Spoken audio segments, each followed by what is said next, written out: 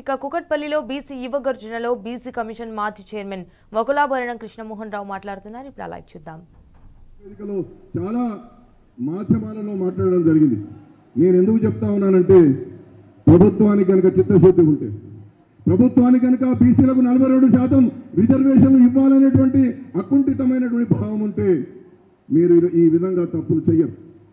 మీరు మాకు పైకి మాత్రం మేము కట్టుబడి ఉన్నాం, మేము ధర్నాలు చేస్తున్నాం, మేము కమిషన్లు చేసినాం, మేము మొత్తం డోర్ టు డోర్ సర్వే చేయించినాం, ఇంకా మమ్మల్ని ఏం చేయమంటారని చెప్పి గౌరవనీయులైనటువంటి ముఖ్యమంత్రి గారు, గౌరవ ప్రభుత్వం చెప్తా ఉంది.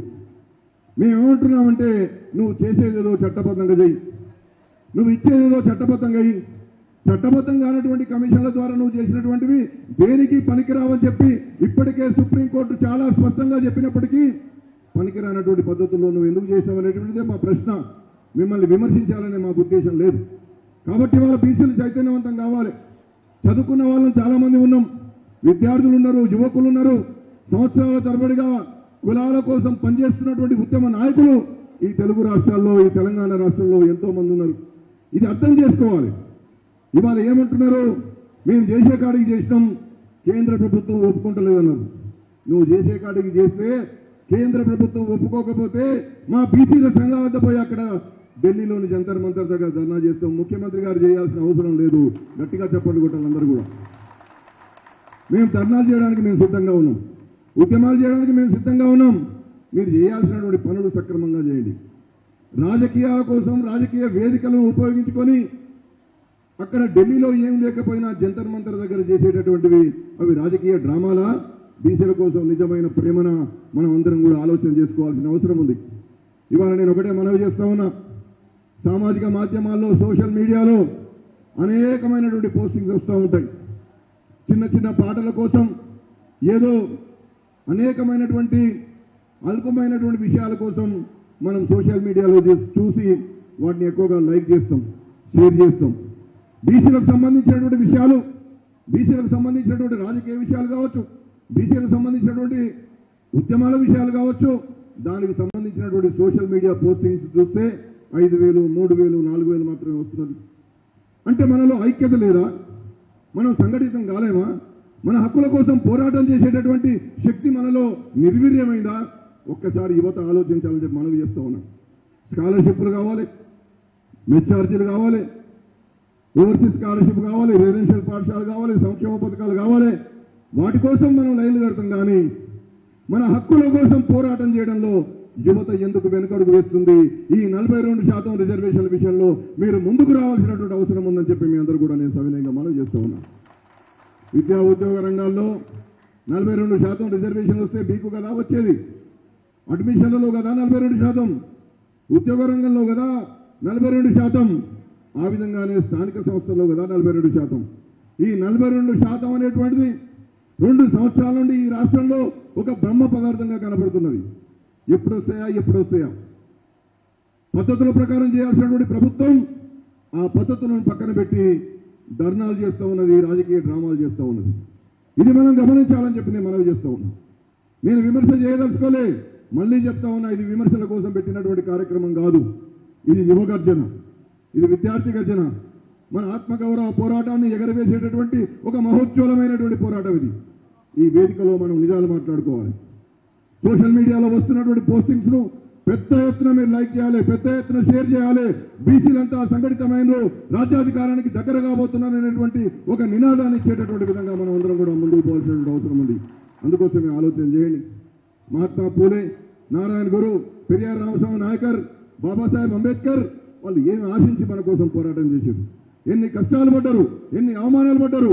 వాళ్ళు అన్ని కష్టాలు పడితే, అన్ని అవమానాలు పడితే అద్భుతమైనటువంటి రాజ్యాంగం, అద్భుతమైనటువంటి ఉద్యమ జీవితాన్ని మనకు వారసత్వంగా ఇచ్చిపోతే మనం ఇవాళ ఏం చేస్తూ ఉన్నాం?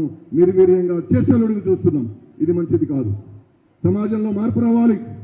హక్కుల కోసం మాట్లాడేటటువంటి వాళ్ళు నిలదీసేటటువంటి శక్తిని కూడా మనం తీసుకోవాల్సినటువంటి అవసరం ఉంది. ఇవాళ 42% ఎందుకు సాధ్యం కాదు? మీరు ఒకటే ప్రశ్నించాలి. తమిళనాడులో 69% సాధ్యమైనప్పుడు, అన్ని లెక్కలు సరిగ్గా చేసినామని చెప్తున్నటువంటి ఈ ప్రభుత్వం 42% ఎందుకు సాధించలేకపోతున్నది? ఎందుకు పారదర్శకంగా నివేదికలు కానీ, ఎందుకు పారదర్శకంగా చట్టబద్ధమైనటువంటి కమిషన్లు కానీ ఎందుకు పారదర్శకంగా అన్ని విషయాలు ఇవాళ అసెంబ్లీలో కానీ కౌన్సిల్లో కానీ లేదా పబ్లిక్ డొమైన్లో పెట్టి ఎందుకు చర్చించలేకపోతున్నది? ఏదో లోపం ఉంది కదా, ఏదో అన్యాయం చేసి ఉంటేనే కదా ఇవాళ ప్రభుత్వం వెనుకడుగు వేస్తున్నది. అందుకోసమే ఇవాళ నేను మనవి చేస్తా ఉన్నా, 42% రిజర్వేషన్లు సాధించేంత వరకు పిడికిలి బిగించి ఉద్యమ జీవితంలోకి రావాల్సినటువంటి అవసరం యువకులకు ఉందనేటువంటి విషయాన్ని నేను సవినయంగా మనవి చేస్తా ఉన్నా. ఇవాళ మురళి ఇంత ఖర్చు పెట్టి ఈ ఎల్లమ్మ బండలో ఈ కూకట్పల్లి ప్రాంతంలో మీ అందరినీ ఇక్కడ సమీకరించాల్సిన అవసరం ఏమున్నది? ఏం ఆశించి వాళ్ళవి ఈ పెద్దలంతా ఇక్కడికి వచ్చారు? హక్కుల కోసం, ప్రయోజనాల కోసం, మన జీవితాల్లో మార్పు రావాలని, మనకు అండగా ఉంటున్నటువంటి వాళ్ళందరినీ దరి చేర్చుకొని మన ప్రయోజనాల కోసం పోరాటం చేయాలని చెప్పి ఒక లక్ష్యంతో ఇవాళ ఇంత మంచి కార్యక్రమం పెడితే ఇది నిజంగా కూడా చాలా సంతోషంగా ఉంది. ఈ ప్రాంతంలో ఇంతమంది యువకులు, విద్యార్థులు, కుల సంఘాల నాయకులు, మహిళా మతలతో పాటు ఇంతమంది రావడం అంటే బీసీల చైతన్యానికి ఇది ప్రతీక. కాకపోతే ఇవాళ ప్రభుత్వం చేస్తున్నటువంటి డ్రామాలను మనం గమనించాలి. ఒకవైపు ఇదిగో అంటున్నది, కానీ ఆ రిజర్వేషన్లు అనేటువంటివి అందరి ద్రాక్షగానే మిగిలిపోతున్నాయి. అడ్మిషన్లు అయిపోతున్నాయి, ఉద్యోగ భర్తీలు అయిపోతున్నాయి. స్థానిక సంస్థలకు 2 సంవత్సరాల నుంచి ఎన్నికలు లేవు. మేము 42% రిజర్వేషన్లు పెట్టి మాత్రమే ఎన్నికలకు వస్తామని చెప్పి ఊరికే మాటలు చెప్తున్నది, కానీ ప్రభుత్వం పద్ధతి ప్రకారం ముందుకు పోవడం లేదు. కాబట్టి ఈ విషయాలను మనం సాధికారికంగా తెలుసుకోవాల్సిన అవసరం ఉన్నది. ఇవాళ సుప్రీంకోర్టు ఏం చెప్తున్నది, వివిధ రాష్ట్రాల హైకోర్టులు ఏం చెప్పాయి, మన రాష్ట్ర హైకోర్టు ఏం చెప్పింది, ఎక్కడ లోపం జరుగుతున్నది, ఇదంతా కూడా మనం అర్థం చేసుకోవాలి, చదవాలి. ఎప్పుడో 1992లో సుప్రీంకోర్టు ఇందిరా సాహ్ని కేసు అంటే మండల్ కమిషన్ కేసులో ఏం చెప్పింది? 50% దాటద్దు అని చెప్పింది. కానీ 50% దాటడానికి ఒక పరిమాణాత్మక సమాచారం, ఒక జస్టిఫియబుల్ డాటా, న్యాయబద్ధంగా ధర్మబద్ధంగా కనుక డాటాను సేకరిస్తే 50% దాటొచ్చుంది. మరి సుప్రీంకోర్టే స్పష్టంగా 50% దాటడానికి మీ రాజకీయ వెనుకబడతానాన్ని, విద్యా ఉద్యోగ రంగాల్లో వెనుకబడతానాన్ని, మీకు రానటువంటి అవకాశాల విషయాన్ని నిర్దిష్టంగా ఒక కమిషన్ ద్వారా తేల్చి ఆ లెక్కలన్నీ సుప్రీంకోర్టు చెప్తే మనం 50% దాటవచ్చు, మనం ఒక బీసీలకి 42% రిజర్వేషన్ సాధించవచ్చు. కానీ ఆ విధంగా ఇవాళ ఈ రాష్ట్ర ప్రభుత్వం చేయడం లేదు. అందుకోసమే మేము ఇవాళ ఈ కూకట్పల్లి ఎల్లమ్మ బండ గోదా కృష్ణ ఫంక్షన్ హాల్లో వందలాది వేలాది యువకులు, విద్యార్థులు, కుల సంఘాలు జరుగుతున్నటువంటి ఈ సమావేశం నుండి రాష్ట్ర ప్రభుత్వాన్ని డిమాండ్ చేస్తున్నాం, నువ్వు 42% ఇచ్చి మాత్రమే ఎన్నికలకు పోవాలని చెప్పి. ఇవ్వకపోతే మా యువకులు కలుగుతారు, మా విద్యార్థులు కలుగుతారు. మా విద్యార్థులకు నువ్వే హామీ ఇచ్చావు, మా అడ్మిషన్లలో 42% ఇస్తాను, మాకు ఉద్యోగాల్లో 42% రిజర్వేషన్ ఇస్తానని నువ్వే చెప్పావు.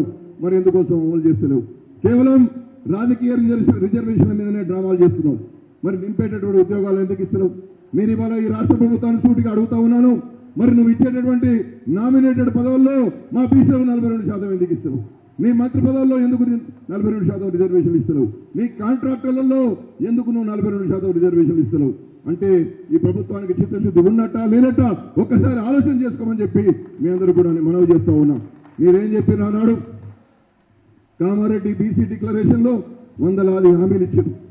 ప్రతి కులానికి ఒక ఫెడరేషన్ అన్నారు, కార్పొరేషన్ అన్నారు. ఏవి కార్పొరేషన్? ప్రతి కులానికి ఎక్కడ కార్పొరేషన్ ఇచ్చినావు? ఎన్ని కులాలకు రుణాలు ఇచ్చినావు? ఎన్ని కులాల జీవన ప్రమాణాలు పెంచగలిగినావు? ఒక్కరికైనా ఒక రుణం ఇచ్చినవా ఈ 2 సంవత్సరాల నుంచి రేవంత్ రెడ్డి గారి ప్రభుత్వం అని చెప్పి నేను నేరుగా ప్రశ్నిస్తా ఉన్నా. ఇవ్వలేదే. 6,000 కోట్లు ఇవాళ రియంబర్స్మెంట్ ఆఫ్ ట్యూషన్ ఫీ బకాయిలు ఆగిపోయినాయి.